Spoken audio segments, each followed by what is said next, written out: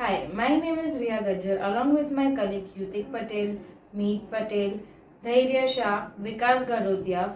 We are having outsourcing human resource management facility which will help you out in recruiting best employee in your company. Human resource management is often seen as a project-oriented company core process influencing the way corporation acquires and uses the human capital and how the work relationship is prescribed by the workers.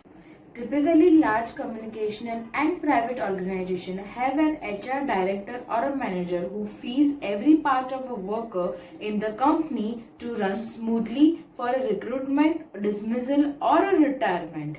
The HR department is the heart of decision making in such organization.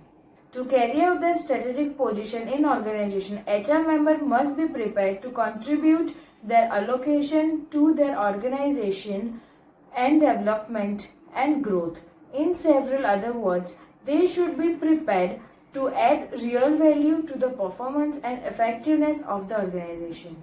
There is a strong call for the HR executive to become a strategic contribution to the performance of the company through the control of human resource in a business like a strategy. Fundamental staff control in companies has essentially been replaced by the strategies and behavior of HRM system. Organizations with few or a significant numbers of employees are said to have and replaced by the department personnel titled with the human resource.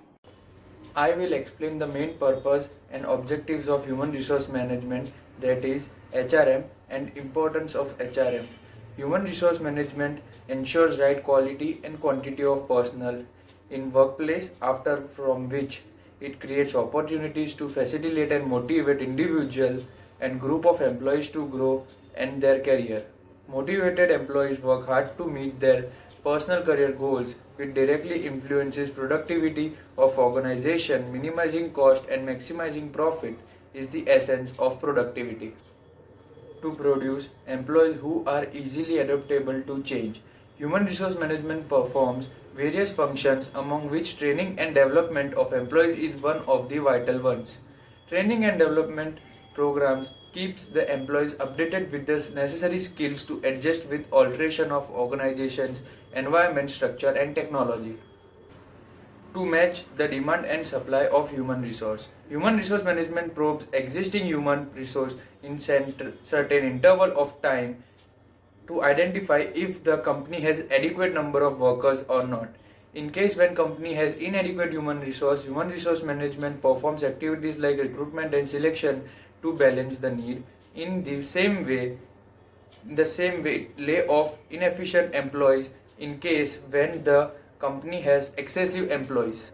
So this was the importance of human resource management. Speaking about the objectives, the primary objectives of resource management is to ensure seamless experience for the staff and other people associated to management and organizational goals. Objectives of HRM include ensuring availability of resource, easy access to data, on-time payroll, and ensuring the complexities, etc. HRM objectives are basically influenced by organizational goals and vertical. Objectives of HRM is to ensure a stable work environment with data at one place and efficient operations. So there are 8 objectives in HRM. First is the most basic, achieving organizational goals. Second is work culture. Third is team integration. Fourth is training and development, which is really important. If you recruit a new staff, you need to give them proper training and development process through which they can adapt in the workplace you are offering to them. Another is employee empowerment. Sixth is work empowerment. Seventh is retention, and eighth is data and compliance. So after speaking on objectives, I would like to give an analytical view on HRM. HRM teaches how to utilize human and non-human resources so that the goals can be achieved. Organization aiming to utilize the resources efficiently invites the HR department to formulate required objectives and policies. Organizational structure defines the working relationship between employees and management. Thank you. I will explain about HR services delivery model in brief. Basically, HR service delivery refers to the function that supports and provides services to employees and organizations.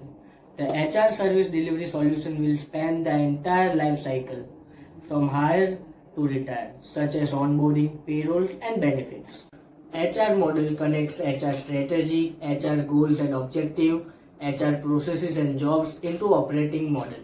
Human resources have various service delivery model with their own specification and implementation process. The different HR models are standard casual model, 8-box model, the HR value chain, Harvard framework, Michigan model and Aldrich model. I am going to compare Harvard framework model and Aldrich model to identify their characteristics more deeply and analyze it critically.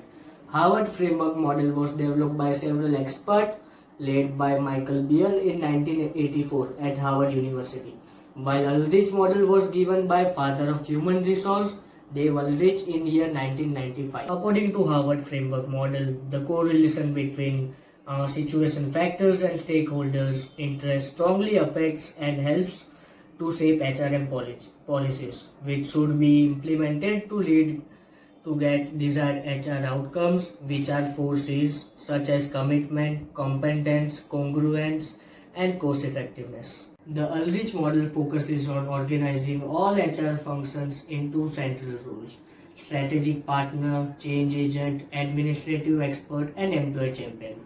Rather than focusing on process and functions, this model centers around the people of organization and the roles they play in grand scheme of things.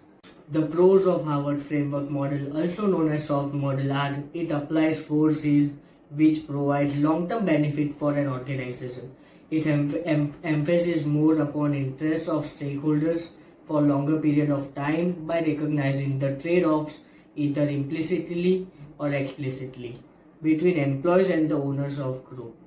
Harvard model considers soft HRM approaches for growing employees and organization on simultaneous basis. Main benefits of Aldrich's model can be summarized as quicker response to the need of management, quicker response to the change condition in the organization, proactive HR approaches towards its internal and external clients, different HR organization based on the job, content and the needs of customer.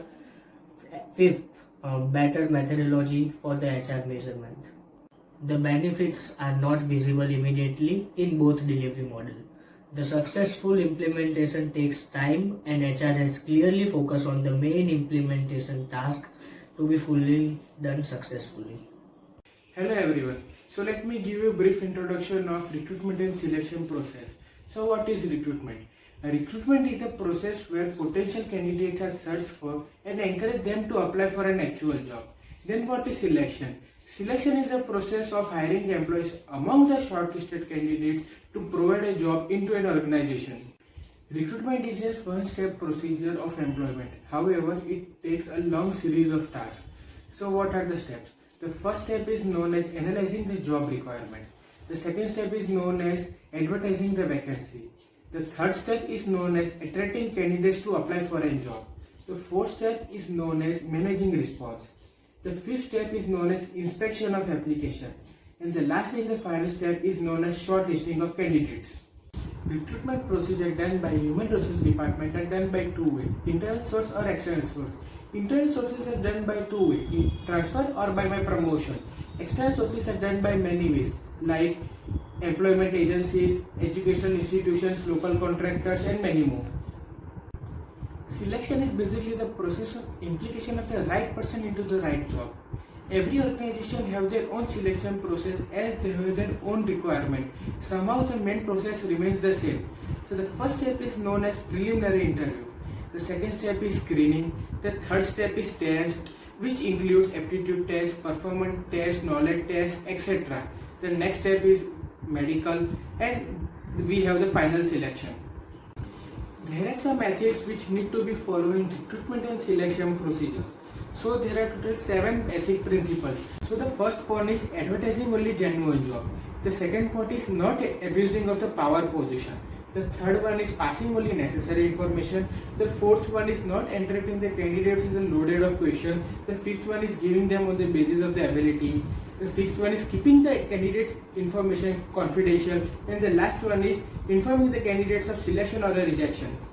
As we have ethical principles, we have ethical issues also. So the first one is employment issues is like pressure to hire a friend or a relative. The second one is cash incentive. The issues includes like basic salary, annual increments and many more. The third one is discrimination. A law is evolved to avoid the practices of the discrimination of the employees on the basis of sex, caste, religion, age, etc. The fourth one is appraisal. The performance appraisal should always be based on the ability of an employee. The fifth one is privacy. The private life of an employee shouldn't be affecting his professional life. It should be free. So the last one is safety and health.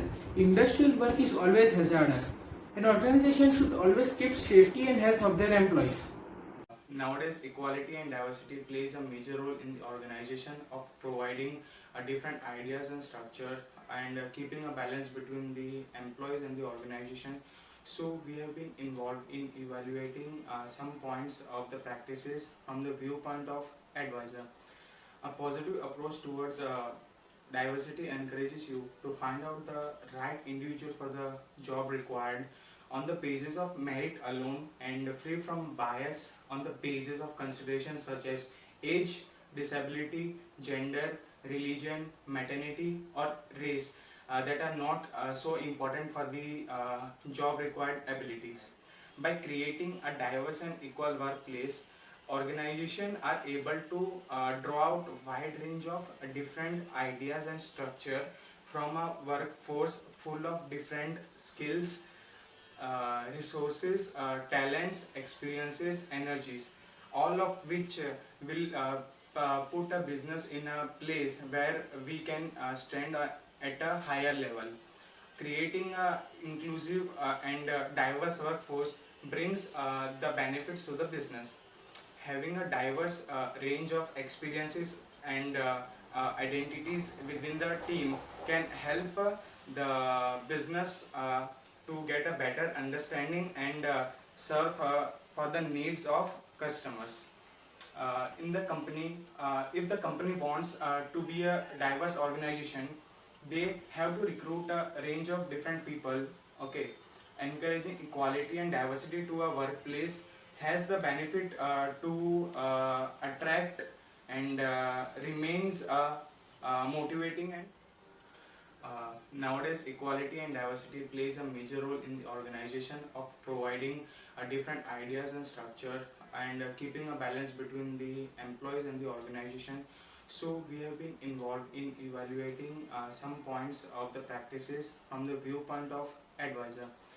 A positive approach towards diversity encourages you to find out the right individual for the job required on the basis of merit alone and free from bias on the basis of consideration. By doing unbiased recruitment, a company can recruit qualified and skilled professionals suited best for the particular job. A company can select best employees either by their experience in the field or person suited skills for the job. Let's conclude. Outsourcing is a business practice of contracting with an outsourcing party to take care of within certain task state of hiring new employees or assigning those of existing staff. It's a popular way for a business to lower operational cost and streamline like operation while handling the important functions. The outsourcing important functions will help you out in focusing core tasks, lower cost, promote growth, maintain operational control, offer staff flexibility, provide continuity and risk management, develop integrity staff. Thank you so much for watching our video.